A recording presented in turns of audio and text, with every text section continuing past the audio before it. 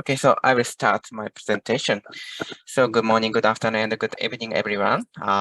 In this research, we study the impact of financial support and individual altruism on international remittance by the online survey for the foreign care workers in Japan.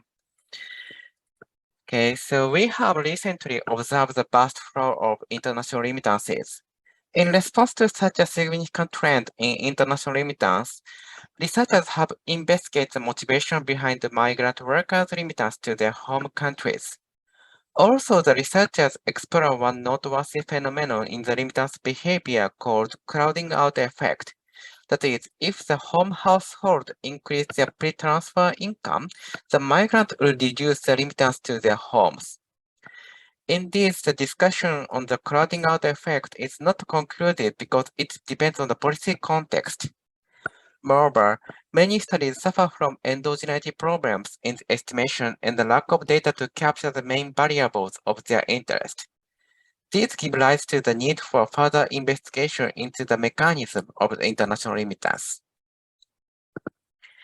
The onset of the COVID-19 pandemic has presented an opportunity to examine the remittance motives in greater details.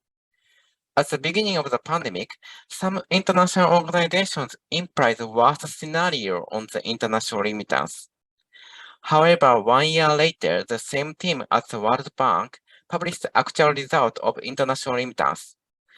They estimated the total world remittance amount in 2020 as only 1.6% below those in 2019.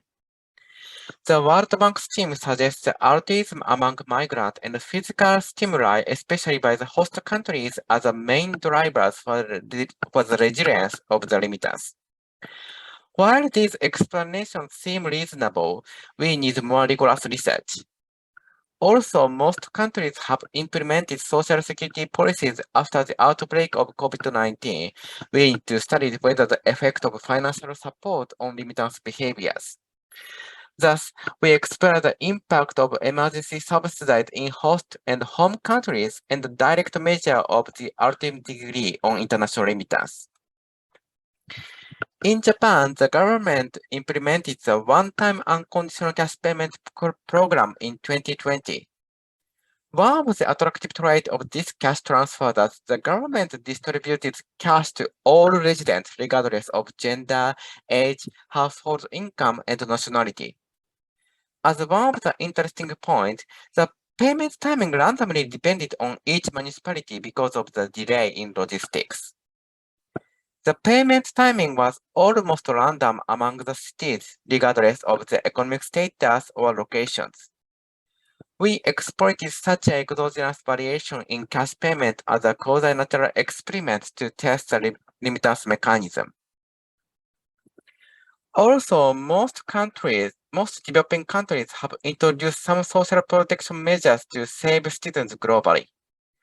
In contrast to the case in Japan, social assistance in developing countries were provided exclusively for nationals in trouble.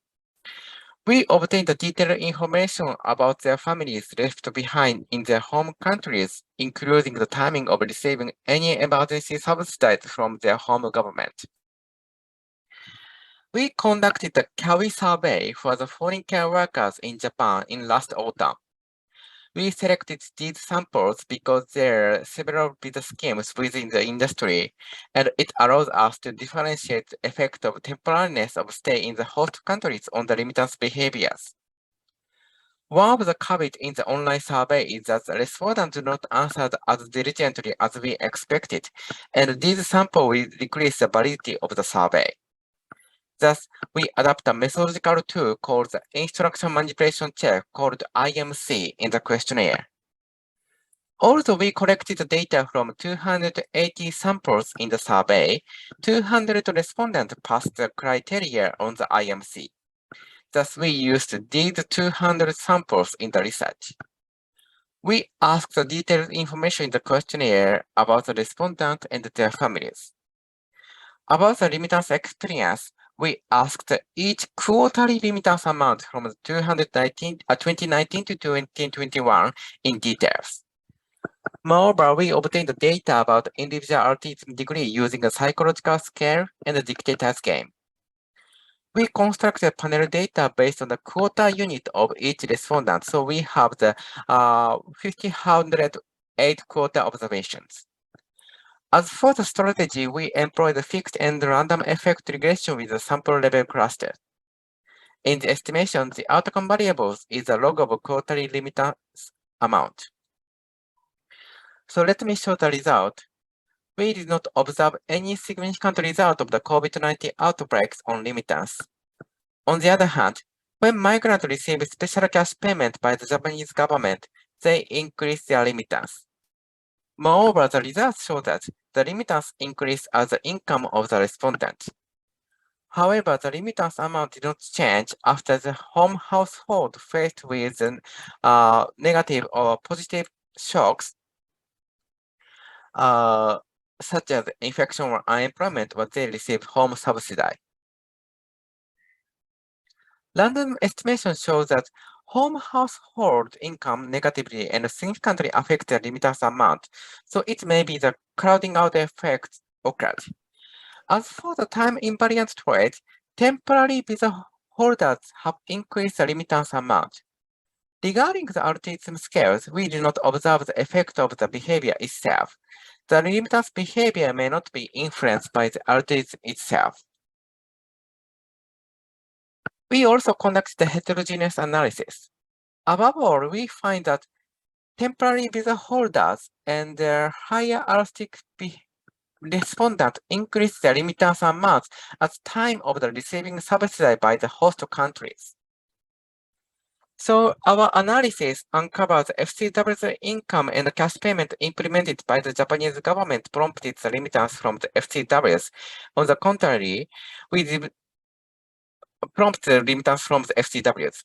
On the contrary, we did not observe any crowding out effect after receiving the public subsidies.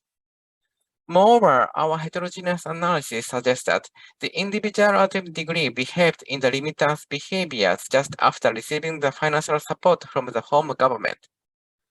So our analysis suggests that motives based on the autism are partially monitored during the pandemic.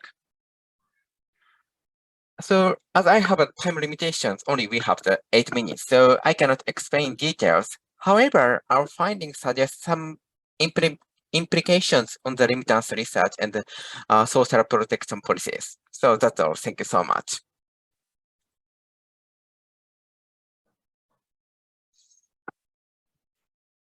Thank you. That was great. Thank you so much. So yeah, we have the 2 minutes Q&A. So if you have any questions, please ask me. And then if you don't have the, please. Anyway. So just a quick clarification. So how was I didn't see it, man. I understand because of time. How was autism measured? Like how is it measured? And did you try like alternative definitions for that? Yeah, thank you so much for your question. In evaluating the autism degrees, we conducted 2 games, 2 tests and 2 games. First is the self-reported autism scales. It is a self-reported scales based on the psychology and in the field of the psychology. And the second one is a dictator's game. So normally in the dictator's game, the 2 players participate in the physically the games. However, we cannot create such an environment. So we provided the dictator's game with a fictitious person. And moreover, we provided their situation in the respondent families left behind. It's a fictitious game. So yeah, and then we evaluate their autism degrees directly. And were the 2 measures correlated, like the experiment that you did and the self-reported? And were they correlated? How to what extent were they correlated? Yeah, in these self-reported autism scales, we asked the experience before the coming to the Japan or before the pandemic started. So we evaluated their autism before the pandemic occurred. So we can evaluate the past altruism degree on their remittance behaviors. On the other hand, the dictator's game that we asked, how does it, experimentally. So this is not related with their past experience or their context. That's great. Thank Yeah. you. Yeah. I Thank you think, so much. okay, was it like 12 minutes for presentation and 3 minutes for questions, or was it 8? I thought I saw 12 minutes, so I prepared. Yeah. Anyway, I was just. Okay. No, I think they said 8 minutes for presentation. Yeah, and 8 2 minutes. for question. Yeah. Oh, really? Yeah. Okay. Yeah. In Yeah, this, that's fine. yeah, time schedule was changed. So maybe Oh, okay. Yeah, I can start then. Yeah. That means I have to. Yeah. to go quick because I prepared for 12 minutes. Yeah, I was Yeah. just used to sticking with. Anyway, I can share mine.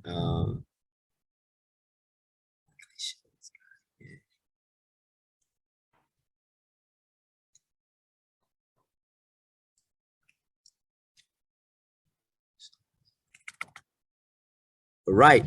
Thank you. So my name is Kwabna Kra. I'm a postdoc at Loyola University in Chicago, and today I will share with you my work on maize price variability and forest loss. So the point is that crop prices can be very, volatile across time and space, especially in low-income countries.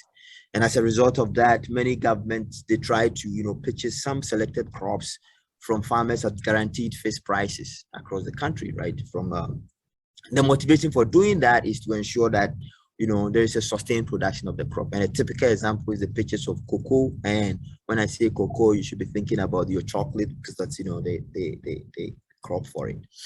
Where the government actually sets the price, which is fixed.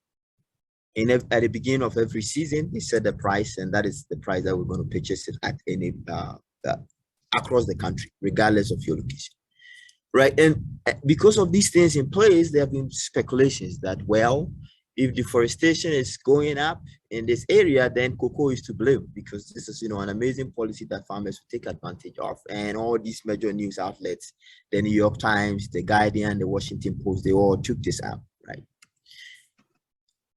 If we look at the data that is, there, look at the total area and the cultivation of this crop, you will see a slight increase. I think after 2012, right? It's going up a little bit. And what could be accounting for this increase, right? Is it uncertainty in maize prices? Does that has a role to play, that farmers are switching, or, because of the volatility in the maize market, they're switching to the production of cocoa, right? So in this paper, what I try to do is to estimate the relationship or examine the relationship between household cultivated acreage and maize price variability, right? In a context where maize prices are very volatile, but then an economically important crop, which is cocoa, it's the price of that is fixed. And then I estimate the relationship between the maize price variability and forest loss. What do? I bring together data from different sources to answer these questions. I rely on panel household survey from Ghana, maize prices from major markets across Ghana, and then forest loss data. And then I exploit variation in district maize price variability and use phase effect regression techniques to answer them. And what do I find? I do see that increase in maize prices as variability correlates with an increase in household total cultivated acreage. An increase in a district's maize price variability correlates with an increase in forest loss. Right? Previous studies, that has shed light on this, we understand food prices and farmer supply response to price changes, right? But none of these studies directly quantify the effect of price such uncertainties on the environment. And a lot of the studies that has focused on agricultural expansion and forest laws focused on Brazil and Indonesia. A paper that is really correlated with what I'm doing here is one recently by Clark and Abman, which studies maize price variability and deforestation across 26 countries in Africa, which is, I would say aggregate level at the macro level to put it in context, but doesn't really look at farmer land use behavior change that might be fueling such deforestation. And that is what I do in this paper, right? So empirically, how do I go about it? I first define my measure for maize price variability, and that is the coefficient of variation that I'm using to characterize that. How do I do it? I actually look at, the prices observed for a particular market, that particular market in a given year, and compute the coefficient of variation for all the markets for every given year. And then, having constructed that, I link that through a regression framework with the log of the cultivated household total cultivated acreage. So household I in district D at time T is equated to the maize price variability observed in the previous year, right? So whatever happened in the previous year, how does that influence that? So my coefficient of interest is 5 here, and then AP is the average price of maize observed in the previous year, and then I have some controls, weather and household characteristics. I do the same for forest loss, same regression setup for the forest loss as well. Data, I have talked about it. I wouldn't really spend my time. So it's a nationally representative data. It has about, covers about 5,000 households in Ghana. And currently they have 3 waves of that data, and then prices from FAO and then ISOCO, a private agency that work with farmers in Ghana. And then from global forest loss change maps for forest loss data that's installed like University of Maryland, maps, and then rainfall data from Chelsea. Right, so key variables of interest here, my average maize price variability that I'm going to use in the year prior to the collection of the data that I'm using here, and you can see that over time this price variability is going up. And then my outcome of interest at this point, intermediate outcomes of interest, are total cultivated acreage, and then the breakdown. Right, what do I find? I do see that when the previous year's maize price variability is high, it's up by like 1%. Household total cultivated acreage increases by about 1.8% as well, right? And where does this come from? I split the data into 2, focus on the land under cocoa cultivation, and then that under maize cultivation. And I do see that the increase is mainly, as a result of cocoa. So farmers are actually cultivating or subjecting more land to cocoa production, when maize prices, uncertainty in maize prices are high. And then forest loss to the same time, it's positively correlated with it. So as the previous year's maize price variability, is high, farmers are changing, switching to different crops, it also increases deforestation or the forest loss. Right. I try alternative measures, and the estimates are consistent with the previous results that I've shown. So by way of conclusion, I would say that the more variable maize prices in the previous year are, the more farmers increase their cultivated acreage. And the increase in the cultivated acreage is reflected in cocoa production, as the previous reports have actually speculated. The increase in maize price uncertainties also correlates positively with forest loss. So extensive cultivation of cocoa, I can argue that raises concerns for food security, right? And then promoting intensification practices is something that could be an important, means to fight deforestation. Thank you. I think, wow, I did it in 8 minutes. Thank you for your time. Questions? I think I still have my 2 minutes, so I can take the questions. Okay. Can I ask a question to Kwabena? Oh, sure. Yeah. So you are working, with the 2 crops that have different. Some characteristic, which is that cocoa is a perennial crop. It's not growing yearly. But maize, those are perennial crops. So when you are taking 1 year lags, I think you have to pay attention to the fact that people don't grow cocoa like that. Cocoa is like, they grow that for several years, and you cannot, so that you cannot switch from cocoa to maize like in 1 year period of time. So probably I think you may take more lags behind to see the reaction, because cocoa is a perennial crop, and you have to really consider the differences between cocoa and maize. And maize, yes.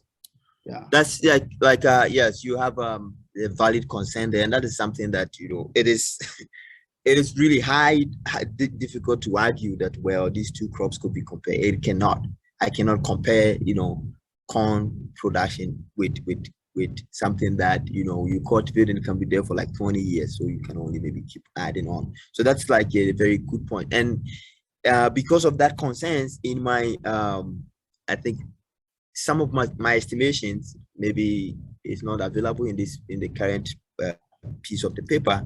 I have included like a lot of lags, like 2 years, 3 years, 4 years, 5 years. But then I also care about the fact that these things could also be correlated, right? If you throw in more of these lags, so that is something that is really valid. And I have some estimations where I throw in at least 4 or 5 lags, go behind far away to think about what price, uncertainty of maize price uncertainty is really driving these things. But that's the valid concern. Thank you so much.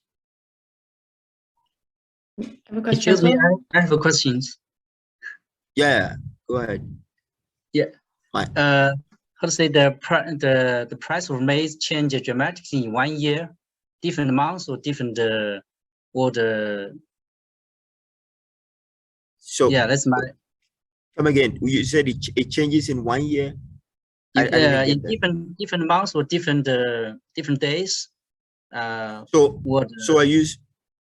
So to compute the coefficient of variation, I think that I hope, if I don't get it right, then I hope you direct me. In every year, you will see changes, fluctuations in the prices. So it could be in weekly, different seasons, maybe. No, like so the same year. Same year. Yes, it can vary in season, but then you expect these things to change month on month. And even where I have micro level data, I was seeing like even in weekly, it changes weekly. The prices are very volatile. It moves up and down really rapid. Okay, thank you. Thanks. I think my time is up. So limited.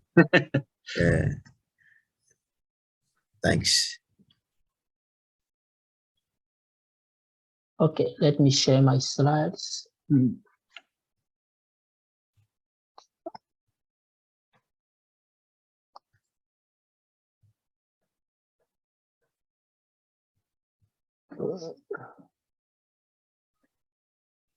Oh, what am I doing here? Okay, yeah. Can you all see the slide? Hello? Yes. Can you? Okay, yes, thank you. Yeah, okay. So hello, everyone. I'm presenting the paper titled Saving for a Rainy Day, the Impact of Storms on Saving Rates, co-authored with Matteo Sofilipski.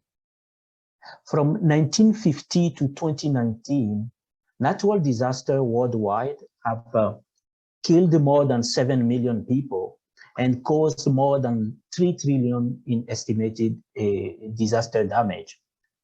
Storms are not the deadliest natural disaster, but the costliest disaster, since they account for more than 40% of the disaster damage.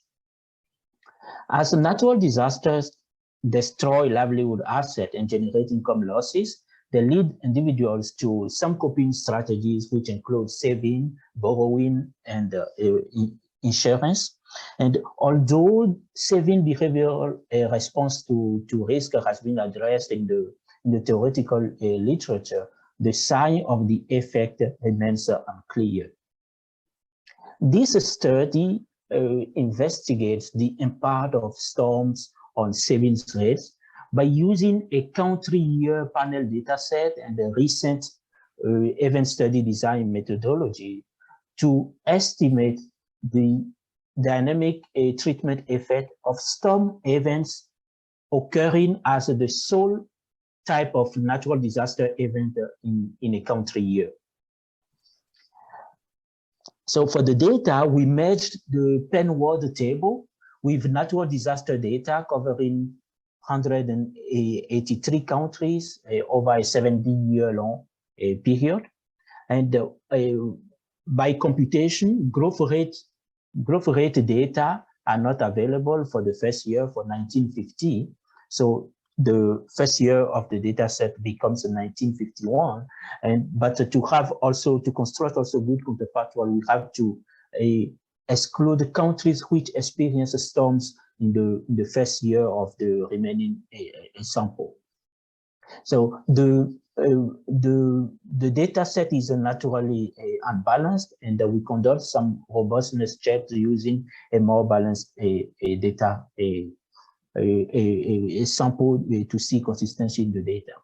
For the method, we use the difference in difference with switching treatment timing as opposed to staggered treatment timing, because for every country from 1 year to the other, you can have the treatment, the storm occurrence that can turns on and off. Meaning this year I can have storms, and it's not that the country will stay will be experiencing storms until the end of the data set. No, it can. This year you can experience storms, and next year you don't have it, and then later on it comes. So for that, staggered estimators are not appropriate. We use the Duchesne-Martin and Dr. Feuille estimator, which allow to estimate placebo effect of future treatment as well as a post-treatment effect.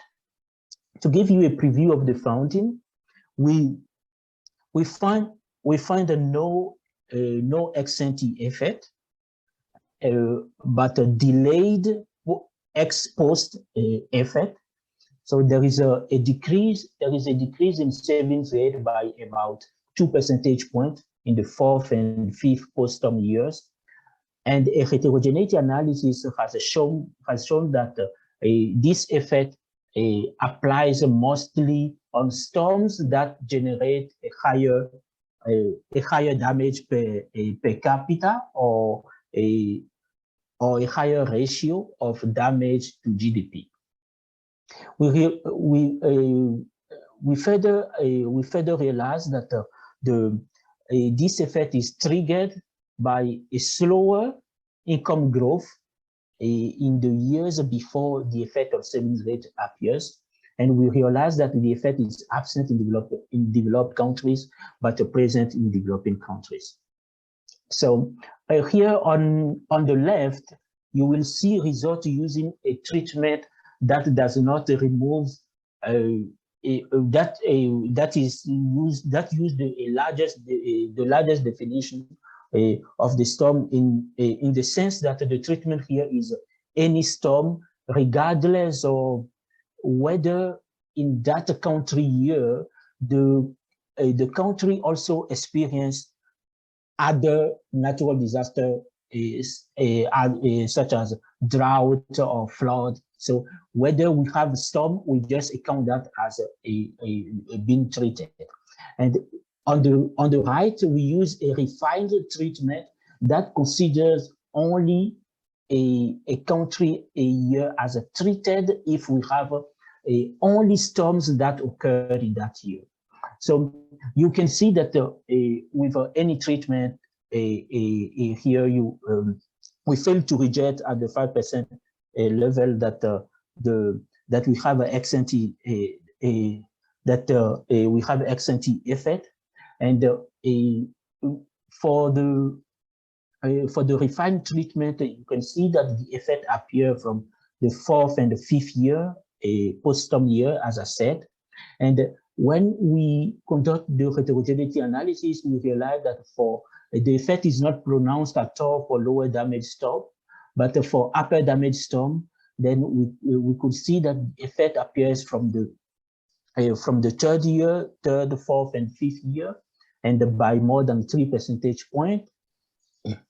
And when we look at a lot of factors that may explain the result, and I put here what we find striking, and which is also consistent with our robustness analysis. Then we find that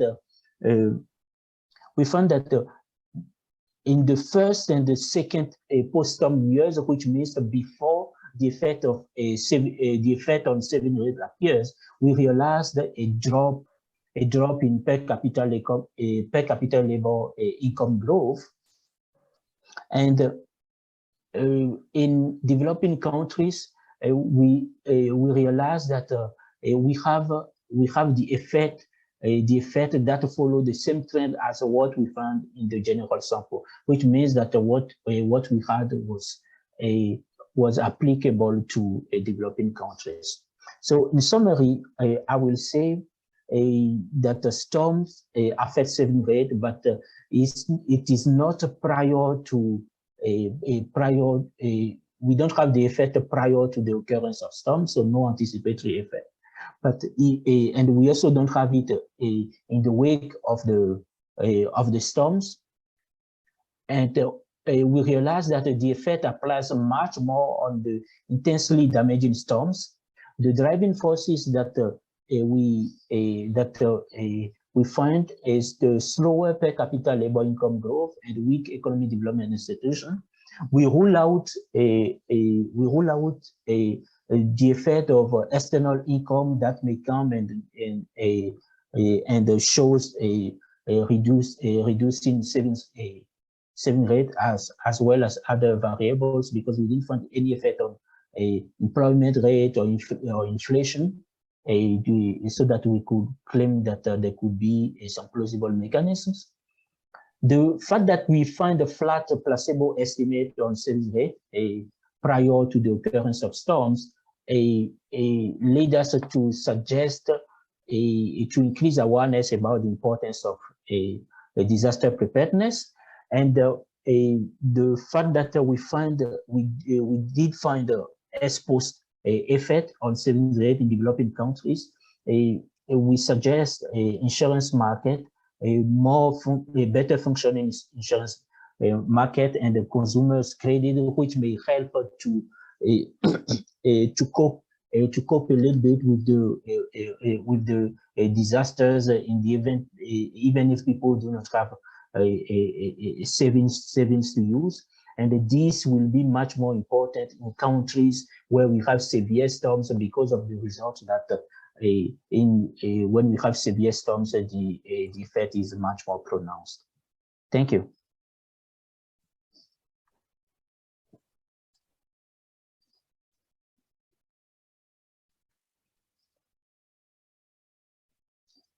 Do you have any question?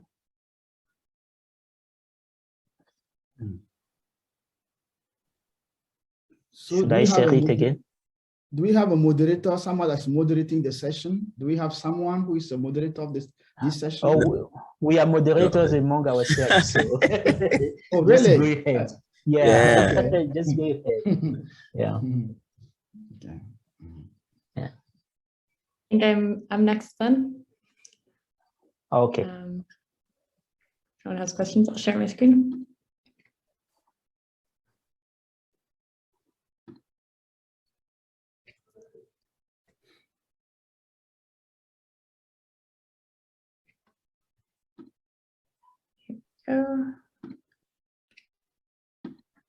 Okay, can everyone see my slides?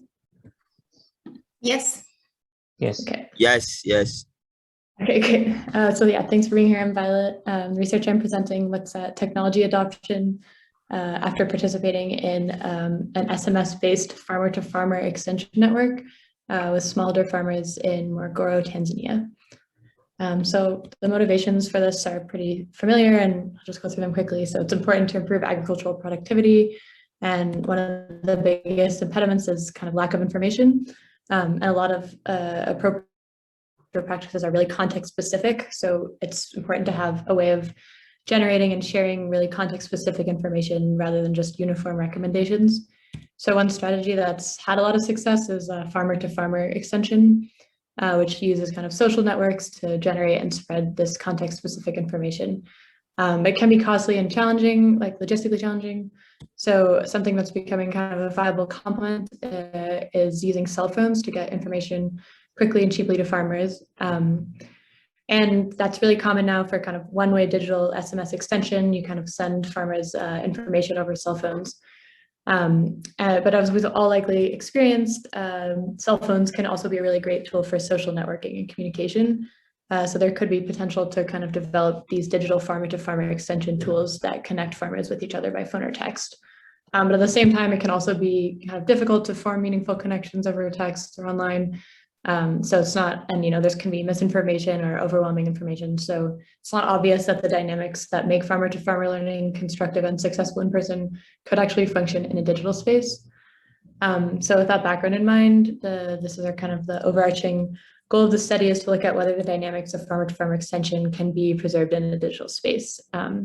To address that, we ask whether participation in this farmer to farmer chat group promotes adoption of agricultural practices over and above a one-way SMS extension delivery. So just sending messages by text as it's typically done. So this is kind of the first study that we're aware of that uses an RCT to evaluate the impacts of a digital farmer to farmer extension platform or directly compare digital peer learning to one-way SMS. We also look at a lot of the social learning processes, but because of time, I probably won't be able to go into that much. And we look at the design considerations for how to make digital farmer to farmer extension platforms, this kind of tool a little bit better for the future. So to look at this, we developed this simple tool called ShambaChat that basically allowed us to send information from this well-known agricultural university in the region. And we would send this information to groups of farmers. And then anytime a farmer replied, it would be sent to all members of their chat group, following this kind of routing flow picture here. So farmers could freely respond just like a regular group chat that you might have on a smartphone. Farmers were grouped based on having similar soil nutrient deficiency, and they were aware of that, so they had some kind of connection, and they had different levels of experience with the practices that we were introducing. So then we used an RCT to test that with 369 farming households in Morogoro. That's kind of the study breakdown, study design. And the course content was regenerative agriculture. So we had 3 rounds. The first round looked at intercropping practices, and the second 2 rounds looked at kind of organic matter, compost, different crop residue practices. And all of them kind of contained general recommendations. So the idea was that farmers themselves could iterate on these concepts and then come up with these really context-specific solutions for how to implement them and share that among themselves. We used a pretty straightforward kind of first difference equation to look at changes in the outcomes from baseline to endline, since we had an RCT design with randomization and balance at baseline. And we also used a similar first differences equation to look at spillover effects. So, okay, moving on to the results of the study, just because of time, I'll focus on kind of more interesting results. So we do have a pretty substantial treatment effect on intercropping, which was the focus of that first extension round.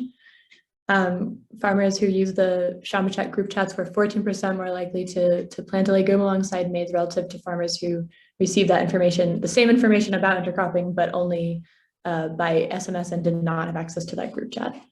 So this suggests that there was definitely an effect on adoption from participating, although in the later rounds, so the second 2 months of the treatment, talked about organic materials practices, and we didn't really find any significant effects there.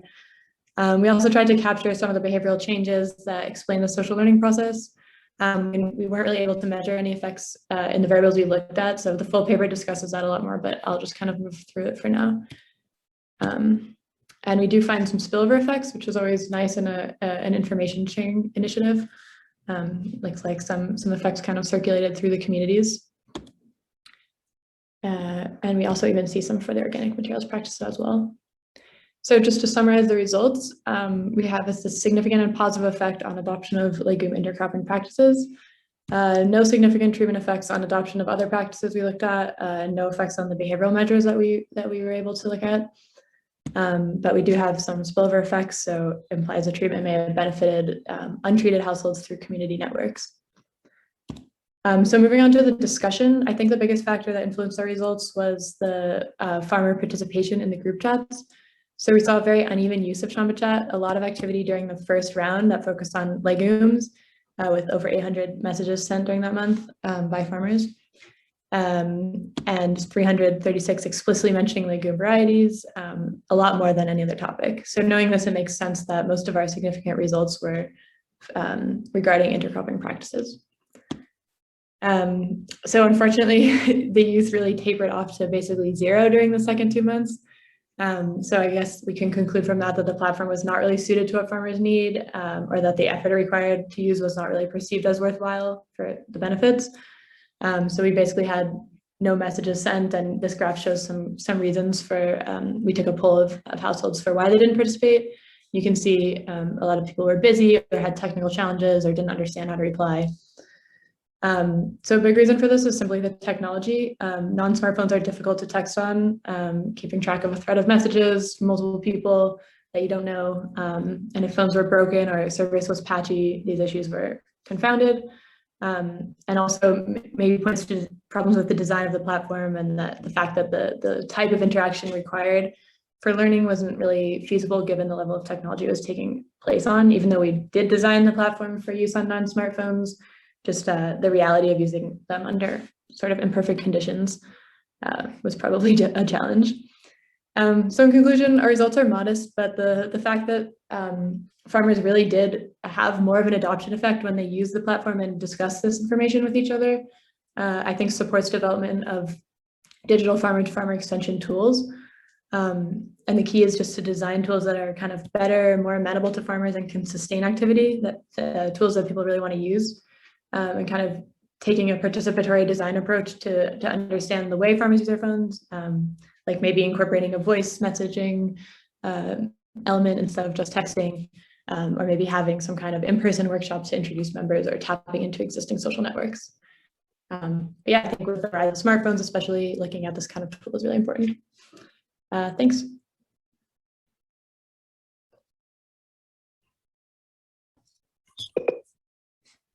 Okay, I have a question for you. Yeah, my question is that when I look at your result, I see that the R-square are very low. Sometimes they are 0, which means that you are missing some key variables in your models. So what do you think about that? Yeah, I mean, I think that the treatment was just one very small element that definitely doesn't explain all of whether you're going to choose to intercrop or choose to adopt these practices. But it does play a significant role, and we didn't really include many kind of covariates because it's an RCT, so everything was balanced at the baseline, which also explains that. Okay. A quick add on. So you see, the adoption of other practices were low, like literally didn't have any impact at all on the adoption of some other, or like I think organic matter and all that. Could you would you agree that this could be something that the farmers they just don't want it, right? Could be that the traditional means of extension is maybe working, they know all those things and they are just still not interested in them. Could that be a possible explanation for it? Yeah, that absolutely. They know about it, but they just don't want it. Like, so it's not really the technology that you're trying to use to reach out to them or something. Yeah, it's possible. We did have a lot of farmers that said like they were interested in using these methods. I think the main reason there's no treatment effect, because remember, like even the control group received the same information about these practices. So the fact that the group chats was the treatment was just this group chat additional to having the SMS information. And the fact that no one really used those group chats during the rounds that we were talking about the organic materials practices kind of precludes there being a treatment effect, because they're in the group chats, but there was no chat going on. So of course there wasn't going to be any effect on those practices of the treatment. We did see overall more adoption of these practices, like from baseline to endline among all the farmers. So treatment and control, which means, I think people were interested in the information. The feedback we got from farmers was really positive. But this like additional aspect of being in the group chat was negligible if no one was using it. So yeah, I think the main problem was sustaining the users actually talking on the platform. They are tired. The farmers are tired. Yeah. They're tired with too much information. All right. Thank you.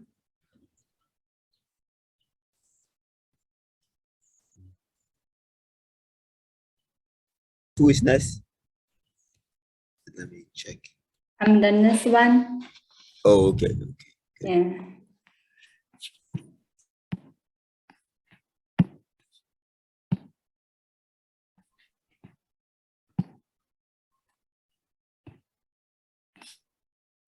Hello, everyone. I'm Barinzo from Southwest University. I'm very glad to share this topic with you.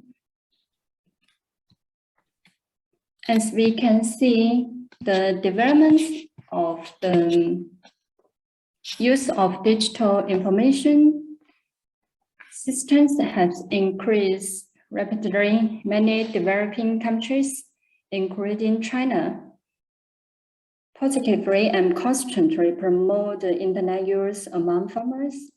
And this figure shows an increase in the internet usage rates in urban and rural areas. And also 27.6% of the Chinese internet users are rural residents. Such technology have changed significantly the way farmers communication and obtain information when it comes to farming. And previous literature had documented the contribution of internet use to the household income, personal satisfaction, agricultural extensions, wise delivered, and so on. Since many farmers in developing countries, including China, face challenges in seeking information on farming and enterprise management, especially the smallholders in remote villages. So we need the internet technology because the internet use can reduce barriers to information gathering, improving the information quality and search functionality, and enhance farmers' productivity. So since China, at 2015, it has led a concerted effort to carry out internet plus demonstration projects and to train farmers in mobile phone application skills to enhance internet use. And also, the foreign rental market is very important in China. So we want to explore the impact of information and communication technology such as internet use for Chinese households, rural households on farmland leasing activities. We will use the 2018 China Family Panel Studies survey data. And our main contribution increase straightforward highlights the effect of internet use on farmland-based market, and we define the internet use while multiple variables, and we also explore the mechanism of how internet use improves farmland leasing activities. Our estimation strategy including 3 steps. The first step is to analyze the effects of internet use on rural households' choice of leasing out farmland. We regard it as a binary variables. And the second step, we provide an heterogeneity discussion on different groups of rural households by the household has age and education and the per capita net household income. And the final step is we analyze the mechanism of how internet use improves farmland rental activity. And our data is from a nearly national comprehensive and large national social surveys in China. And after excluding rural families, no farms, we finally obtained a value sample of 7,324 rural households. And our paper focused on rural households' choice of leasing out farmland. But we also follow we define the internet use from 4 variables, including whether the household had used the internet, the more of internet use and the time and the frequency for various purposes. And we use the household has internet use pattern to represent the rural household's internet use. And these are the variables. We also control the household has pattern and their family characteristics. And our result first step.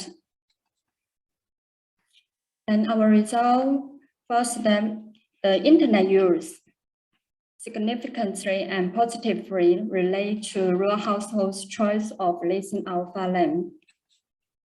And we also made a heterogeneity analysis, and the result of it shows that the internet use is more likely to promote the likelihood of leasing out farmland among rural households with low education, middle age, and younger household heads, and higher per capita net income rural households. And we also provide a merchant needs and analyze. The result of it indicates that the internet use can significantly promote rural households' social networks and increase their likelihoods of farms employment and the participation of self-employed business, which then contributes to their choice of leasing out farmland. And that's my research, and I will be glad to answer any questions at the end of my talk. That's all. Great. Thank you. I have a quick question. So is it possible to have a household where the head doesn't use internet, but maybe a household member uses an internet? Yes. We also have the data, the household members use internet, but we see as the choice of leasing how farmland relate to families' decision making, and in practice, the household has played an important role in family decision making. So we take it, and we maybe in the further analysis, we can include the internet use of family members.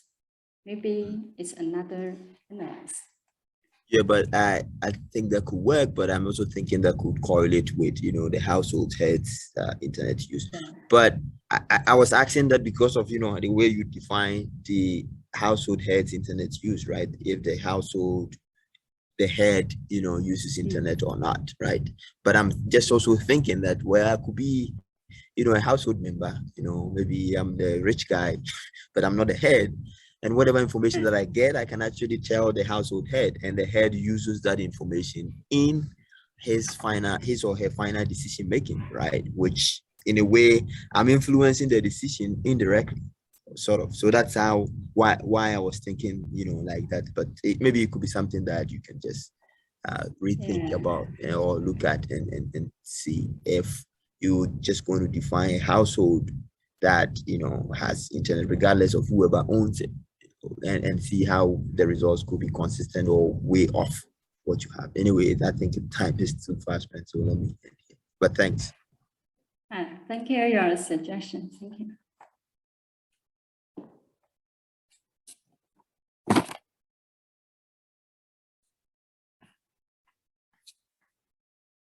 Okay.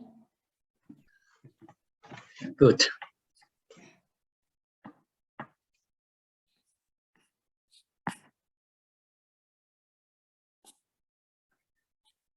Okay, it's my turn. Yeah.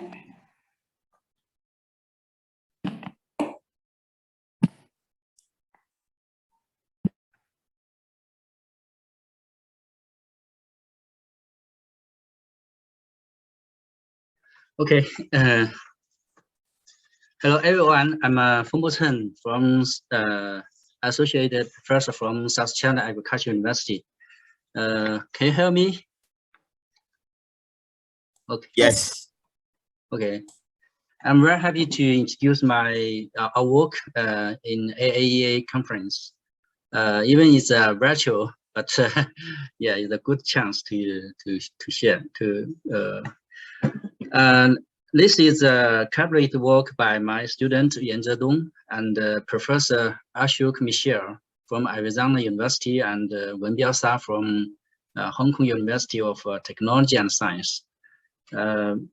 Our topic is related to the hybrid rice. Maybe all of you know that the hybrid rice in China or some developing countries. So we try to evaluate the impact of hybrid rice adoptions in China. My presentation includes 6 parts: introduction, niche review, data descriptive model results, and some the policy implications. So as you all know, China has a huge population. So enough food is a very important thing, and rice is the most important food for the ordinary people, especially in the south of China. And you also know that the Green Revolution began in the 1960s, has a big how to say the influence on the developing countries in the since 1960s. Is make millions of people out of poverty, and in China the rice account for nearly 60% of total grain acreage and about 64% of grain output in 2019. And from the international levels, China's rice crops supply nearly 28% of the global rice supply. So the rice productions is related to the food security and the livelihood of ordinary peoples in China. And for the Chinese government, in order to increase the yield of rice, semi-drought varieties ever used in 1960s and 1970s, and hybrid rice used since end of 1970s. So it's a change of the rice varieties in the past of China. And some research found to do some work evaluate impact of hybrid rice. They such as Li Xin and Yuan have found that hybrid rice increased rice yield by 44%. So this figures shows the total rice growing areas planted with the hybrid rice and the conventional rice during the 1983 to 2019s. So you can see that the areas planted with the hybrid rice grew rapidly until the early of 1990s. But how to say, since 1992 or 1993, the hybrid rice areas appear to be fluctuated until the 2008. After that, the area of hybrid rice began to decrease. On the other hand, you can say the area of conventional rice decreased in the 1980s, but how to say they began to increase since 2003. So it's a big change for the hybrid rice and the conventional rice. I think it's how to say it's a very important change for the other countries how try to induce the hybrid rice varieties. And you can see our research areas from the provincial level data show the same trend, such as Hunan, Hubei, Jiangxi, Anhui.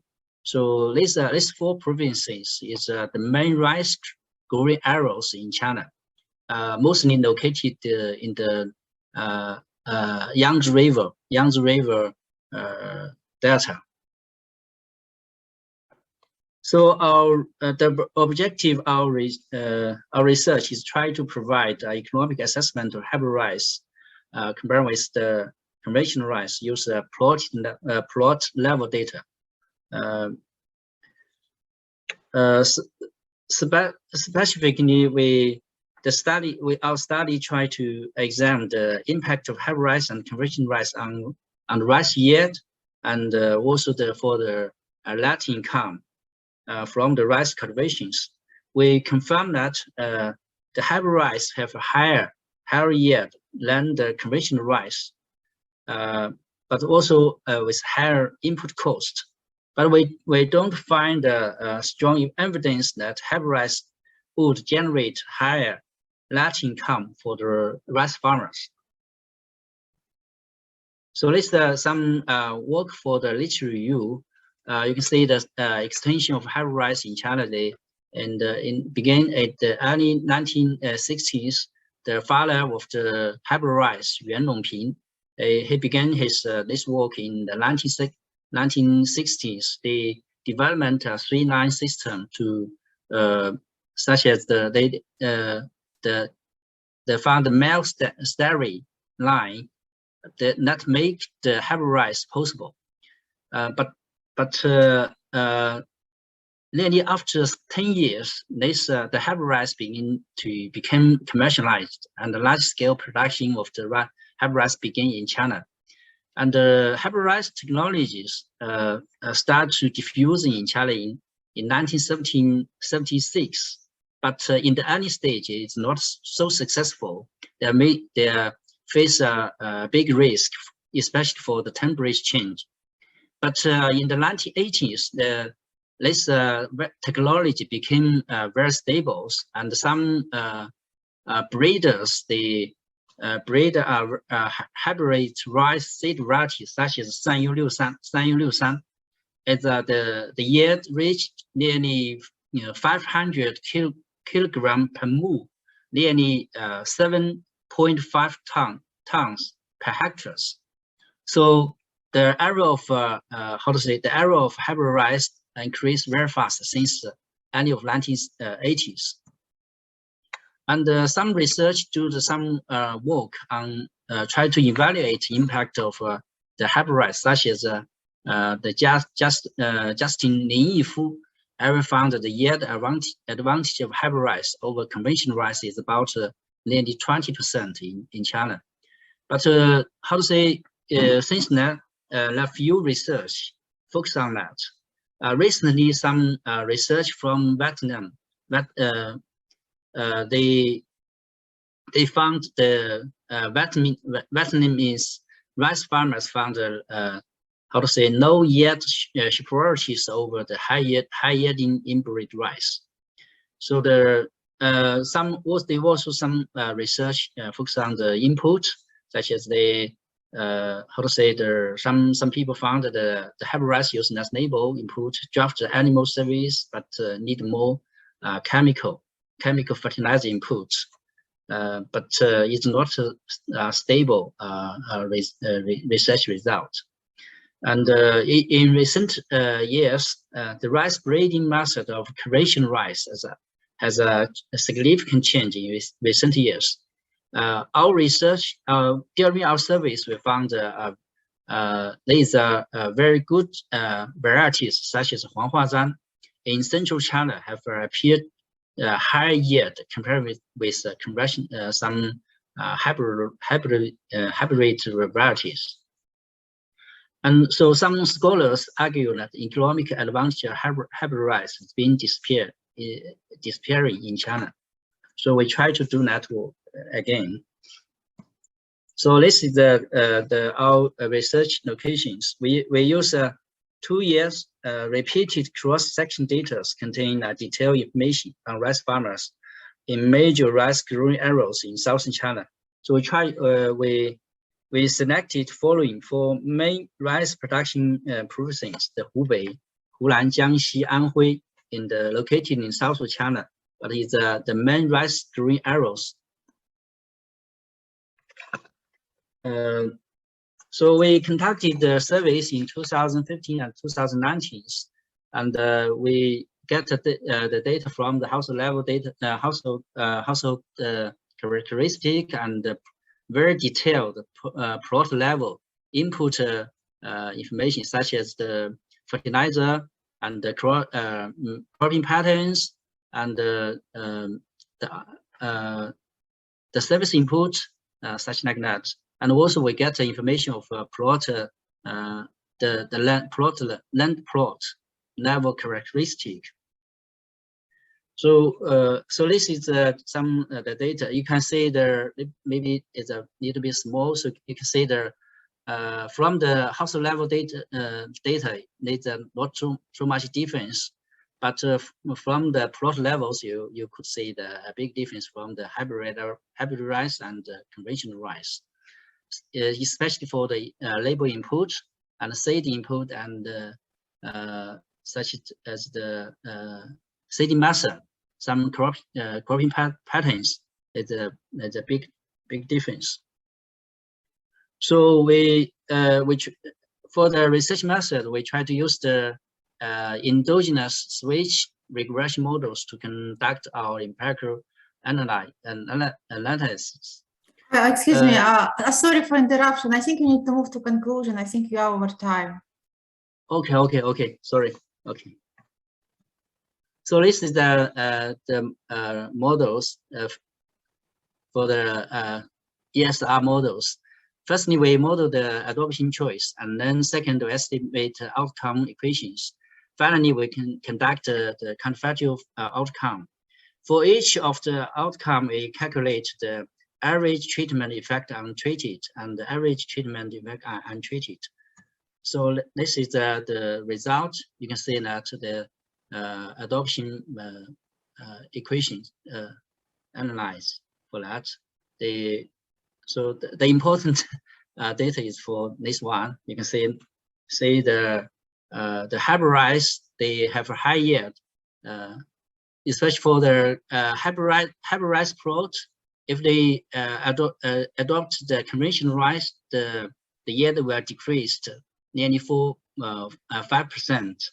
If for the conventional rice plot, if they adopt the hybrid rice, the yield will increase to 4.7%. So this is for the yield, and for the rice impact on the rice income, it is similar. We can see the result for the treatment effect. You can see that for the hybrid rice plot, if they can adopt the conventional rice, the net income will increase 43%. But for the conventional plot, if they adopt the hybrid rice, the net income will decrease to nearly 10%. So let's reach out the conclusions. Adoption for the hybrid rice technology significantly increased the rice yield by about 5%. But for the net income, well, adoption of hybrid rice technology decreased net income by nearly 40%, 43%. So that means the in China there is also for the government they try to improve for the farmers try to increase the adoption of the hybrid rice, but actually for the farmer levels is not profitable compared with if the farmers adopt conventional rice compared with the hybrid rice. So developing the private seed market is especially for the decrease the low cost of hybrid rice seed is very important, and also for the government, for the seed companies is very important to improve the quality of the rice for the hybrid varieties. So as my presentations, thank you very much for your listening.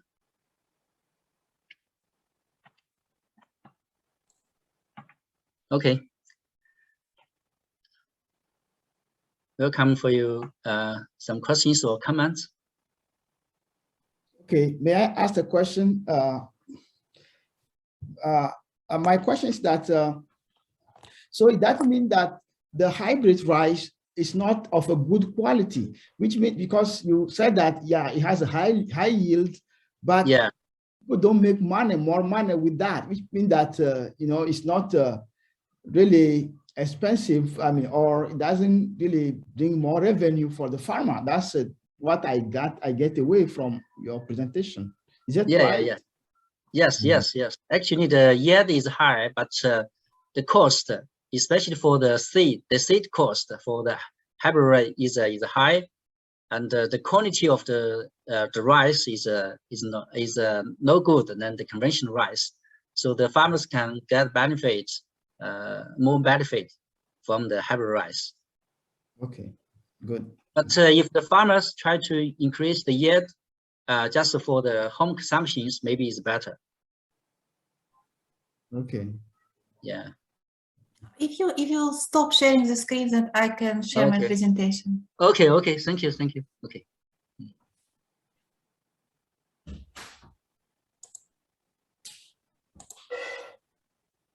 Okay, so can you hear me? Yeah. Yes. We can hear you, please. Okay, so let me. Can you see my screen? Yeah. Yes. Okay, yeah, hello. Title of my presentation is Transboundary Water Challenges and Potential Collaboration in the Tigris-Euphrates River Basin Water Management. My name is Alla Golub, and this work is conducted in collaboration with Iman Hakiki, Amit Karimi, Ezarenza Sajidinia, and Fazat Tahiripur, and financial support is provided by World Bank. Today, 47% of global population live in areas that suffer water scarcity at least 1 month each year, and by 2050, this share will increase to 57%. Globally, transboundary rivers carry almost 60% of fresh flows and are crucial in ensuring people have an adequate water supply.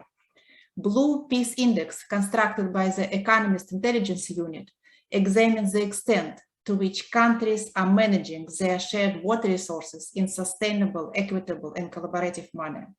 The index examines 30 countries across 7 selected transboundary river basins, using various qualitative and quantitative indicators.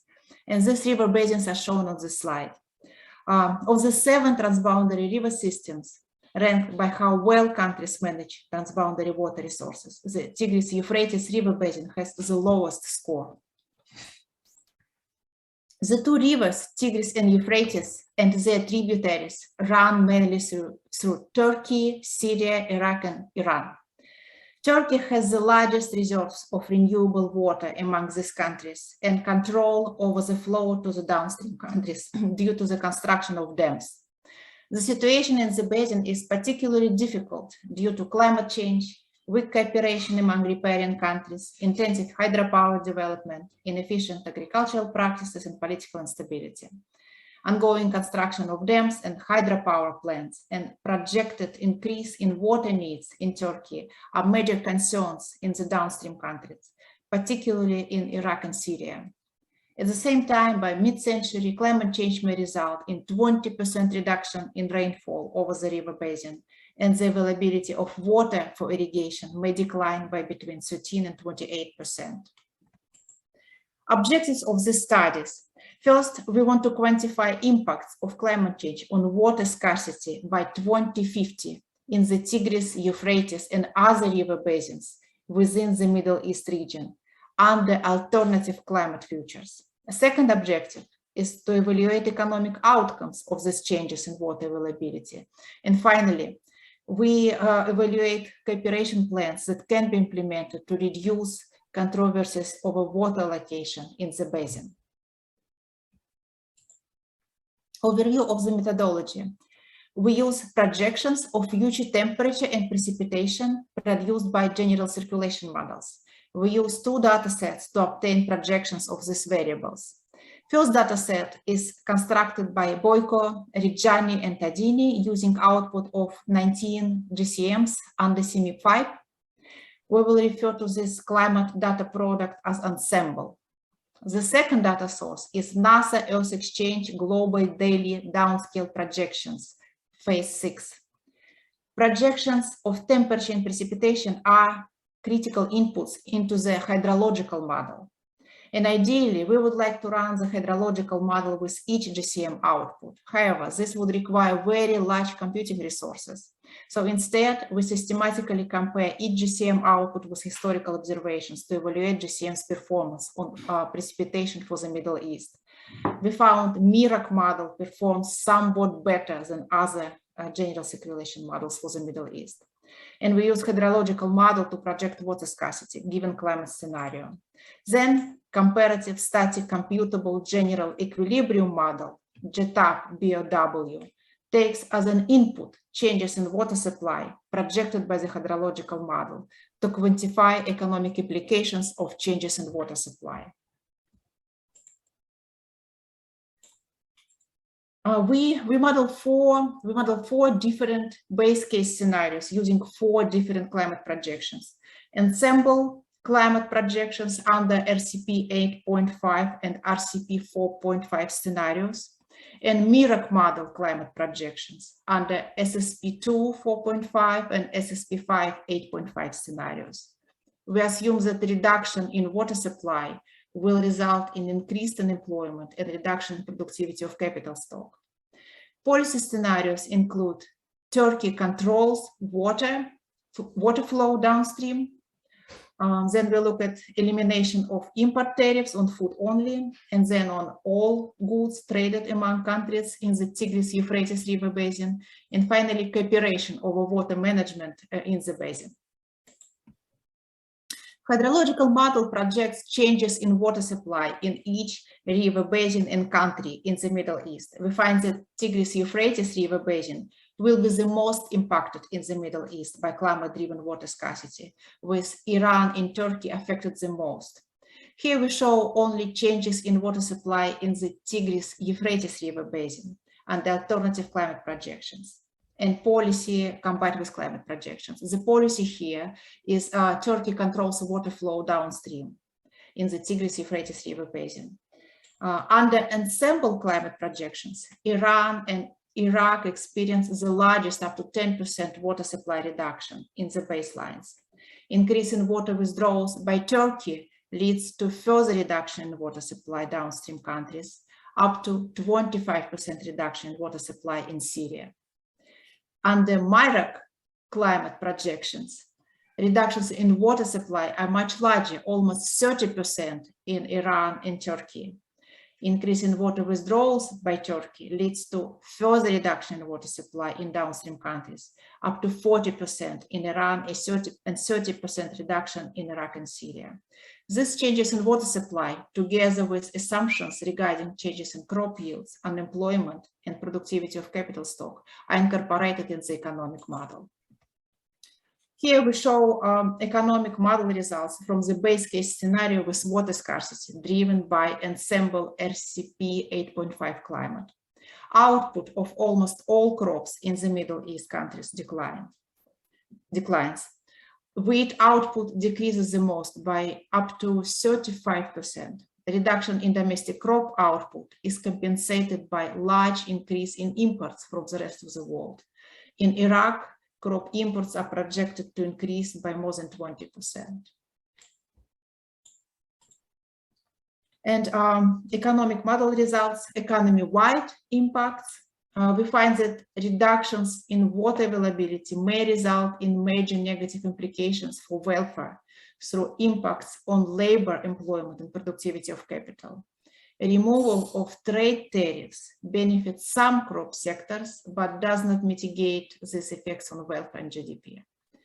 However, collaboration among riparian nations in the form of cooperation in water management is projected to partially mitigate these effects.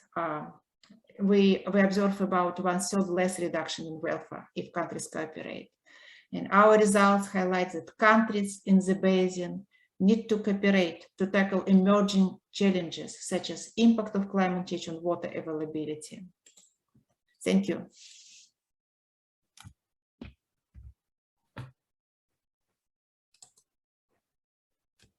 Any questions? That's beautiful. So I think I'll just pick up from the very last statement, which is saying countries should cooperate, Yes. to what area would you actually suggest would be like, will make the most difference if they should cooperate? Cooperation. So cooperation would include things like increasing water efficiency. So if one country has technology which provide better water use, then other countries in the region should cooperate to adopt it. This is one thing.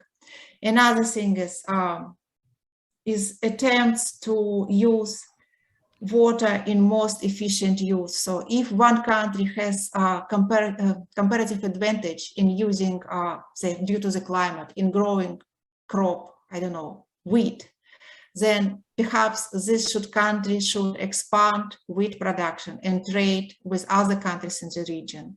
And other countries in the region which are not that efficient in wheat production should reduce wheat production and instead focus on other crops where they have comparative advantage, or perhaps even, switching to other industries that are less dependent on water supply and expand production in those industries. The countries in the region, they all have their own comparative advantages. Thank you.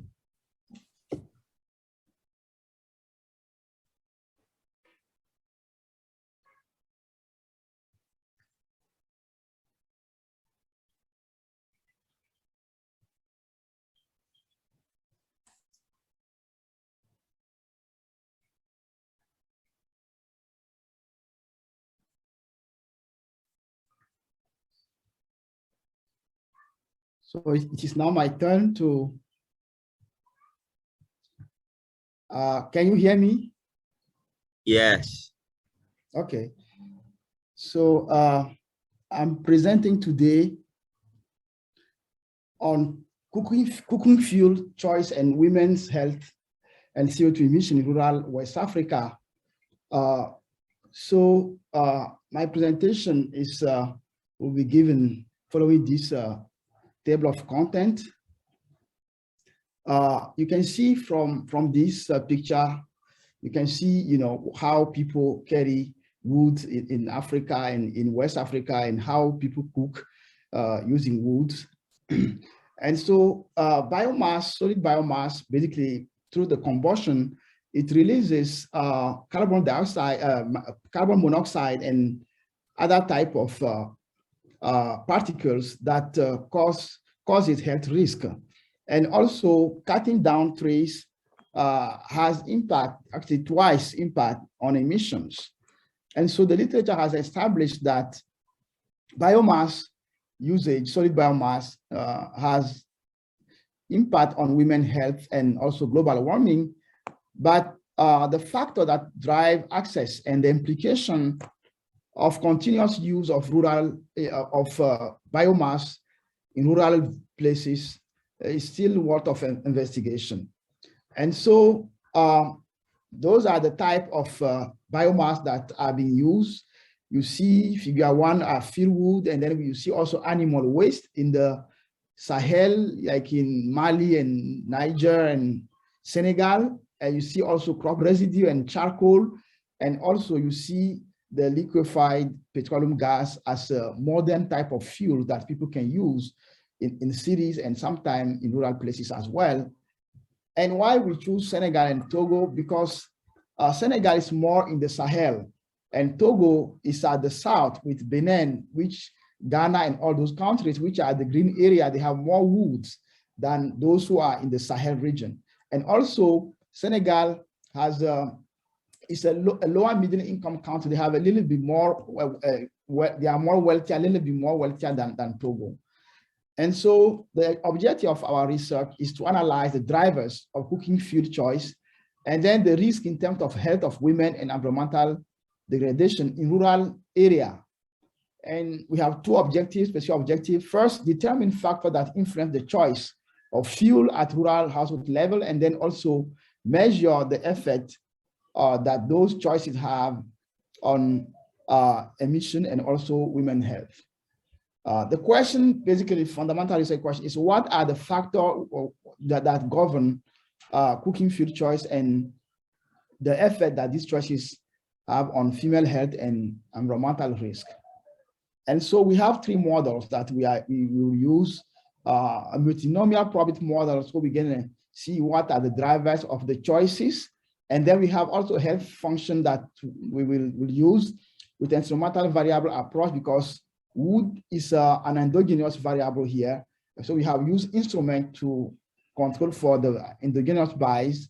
And we have also the environmental angle curve, which basically links the CO2 emission from combustion to the revenue level. We have used parametric and also semi-parametric regressions for that. Data are collected from countrywide survey of 3 countries, Togo, Benin, and Senegal. But we use only the data from Togo and Senegal to do this research. 650 households from Togo and 1,000 households from Senegal. We have household head characteristics and also some other information on the cooking fuel, the size of household, and so on in the data set. For the women and children diseases, we use eye, skin diseases, and cardiovascular and respiratory diseases. So the result, what we found is that here we see that in terms of determinants, we see that firewood and charcoal in Togo behave as we expect from the theory.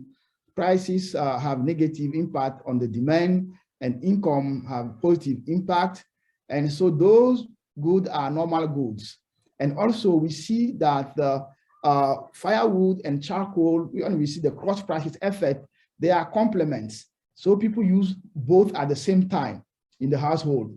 And also we see that people might substitute from the price of liquefied petroleum gas, people might substitute gas to the solid fuel if they have better income. Also some other variables such as the livestock ownership and land ownership that also have impact on the choice of fuel.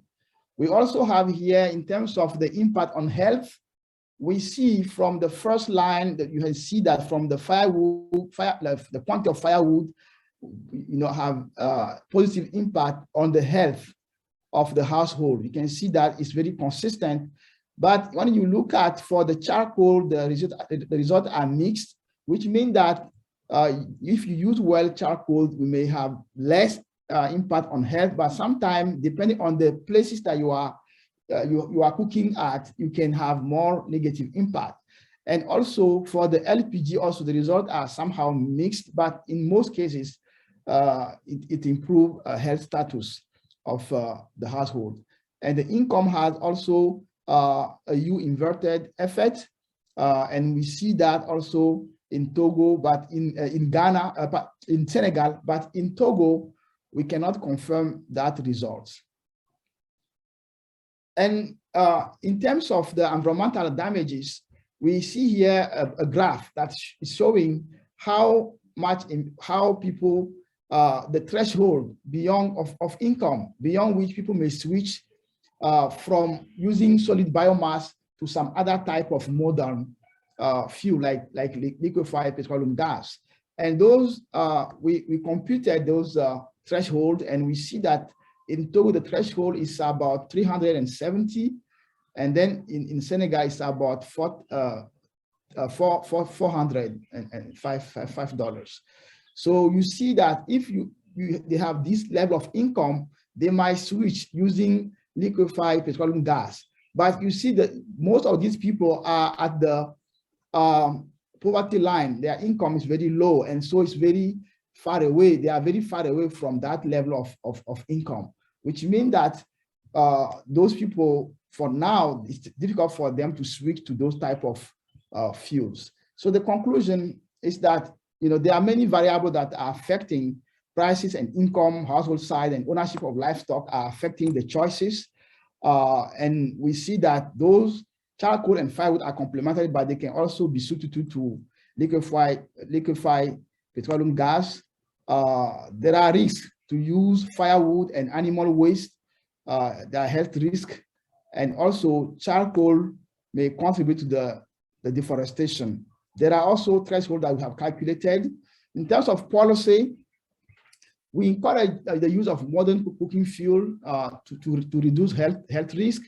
And also, we can argue that the government will have to increase LPG prices only if there are some other available alternatives. Otherwise, people will keep cutting trees. And also making improved stove affordable, inclusive policy to reduce poverty also are critical to enhance health outcomes and also to protect the environment. I thank you. I have finished with my 8 minutes. Thank you. Okay. I have 2 questions. Okay. Yeah, the first one, because you measure several country population, I would like to ask if you use survey weights in your regression. We have not used a weight, but in the sampling, when we have collected the data, we pretty much use very standard way to collect data set, so that we don't have to use. I'm not pulling the data. I'm actually regressing for separate countries. I'm not pulling the data together. I'm doing the regression for each country separately. So we don't have to use any weight. I'm not pulling the data set. Yes, I'm doing the regression for each country separately. Okay. And second question, can you clarify a little bit better your instrumental variable strategy and specifically how your exclusion restriction is satisfied here? Yes, yes. So for the instrumental variables, we have used two instruments. The first one is the ownership of livestock. So people that own livestock basically may tend to use more or less woody biomass. And that's have been shown in the literature and has been used already by one of the paper we have also relied on. And then the second instrument is the ownership of land. So people that have land may have also forest land that may collect more woody biomass. We have also used that as an instrument. And those two instruments have satisfied the exclusion restrictions. We have tested. No, I think with your explanation, they satisfy the relevance condition, not the exclusion restriction. Because you showed that they explain the endogenous variable and then your ultimate outcome variable. But how are you able to explain that the only way they affect your ultimate outcome variable is through the endogenous variable and not through other ways? How did you? I can hear you. Yeah, but we have. Okay, please go on. We argue that actually those instruments are not correlated to the health status of the household. Those two variables are not correlated to the health status of the household, but they are correlated to the use of woody biomass, of solid fuels. So that's basically how we manage to use those two instruments, but we have not done anything else. We have done some testing and we have confirmed that.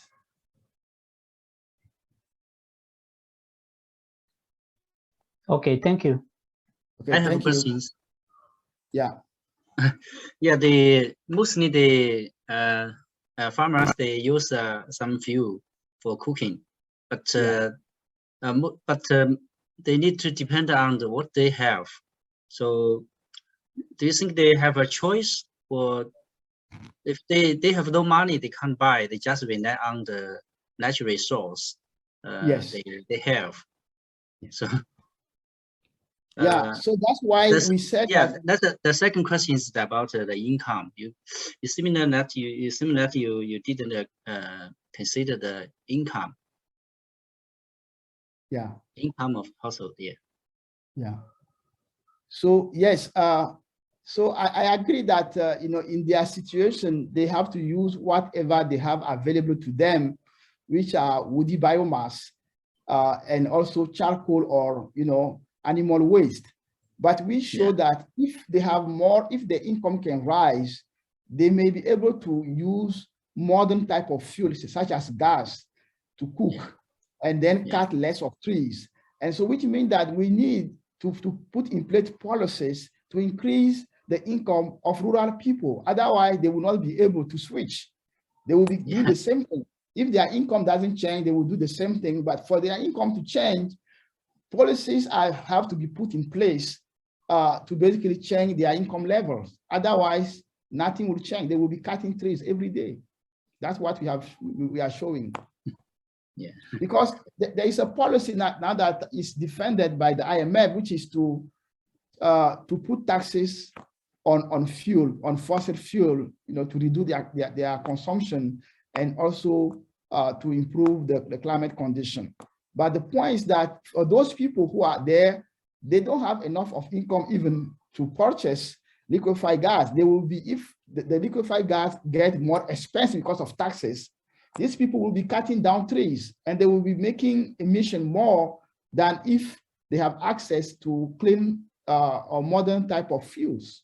That's really what we are showing this research. Okay. Maybe sequestration subsidy. So if they preserve the forest and if they don't cut, they receive some money. Yeah, but the point that our government today in most of our countries is not able to give subsidies to people. They don't have enough of money. And so what they can do is to create a condition for those people who live in rural area to work and to have their own income, to live, to have a better income. And that is a long-term goal, but that's what we can do. Otherwise, if they have to reduce to subsidize them, that's also possible. But people live in very remote area. They don't have access very much to internet or to cell phone and whatever you need to bring them the subsidies. And so it's possible, but it's difficult for the government, for the current economic condition, to give them subsidies for them to purchase higher prices of liquefied petroleum gas. Yeah. Let's remind me, in China, when I was a child, most of the farmers, they collect the wood from the forest and cut down any water tree from the mountain, so the environment became very bad. But after that, more and more people, they are moving out, go to city, and the income increased, so they can buy the biochar or some other modern use more electricity for cooking, so the environment became better now. So yeah. So we need to follow the same path with maybe yeah. Probably work hard to increase income. Otherwise, people will always be. So in some place, the government encourage a farmer to build a biogas, the tank to produce biogas for cooking or the lighting. I think it's good. Yeah. Yeah. That's also an alternative. Yes. Okay. Thank you. Very good presentation. Thank you too. Thank you. Okay. Is it time to take the picture, or we have another presentation? No, that's the last one. I think that was the last presentation. So let's go for the photo show. Okay. Yeah, it's important. It's great meeting people here.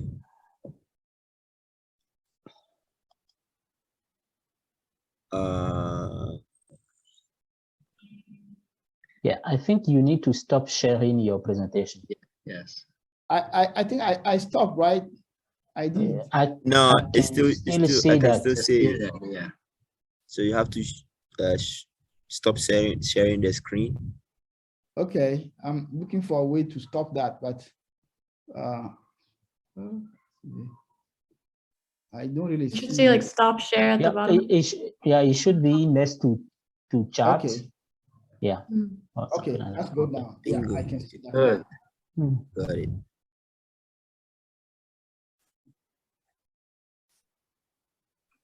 Yeah. Yes. So where's the photographer? Yeah. Who's going to take Okay. the picture? Now.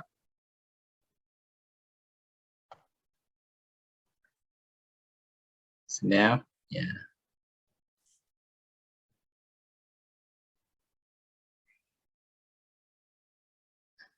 Okay. You done? Yeah, I have done. Yeah. Okay, can you send it in the chat for us? Yeah.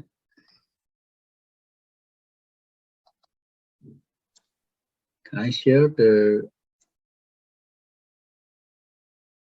Maybe everybody can take Okay. the print screen. Yeah.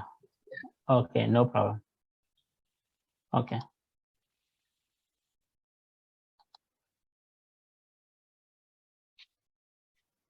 Okay. Thank you, Okay. everyone. Thank you. Yeah. Okay, Thank you. bye. Thank you. Bye-bye. Thank you.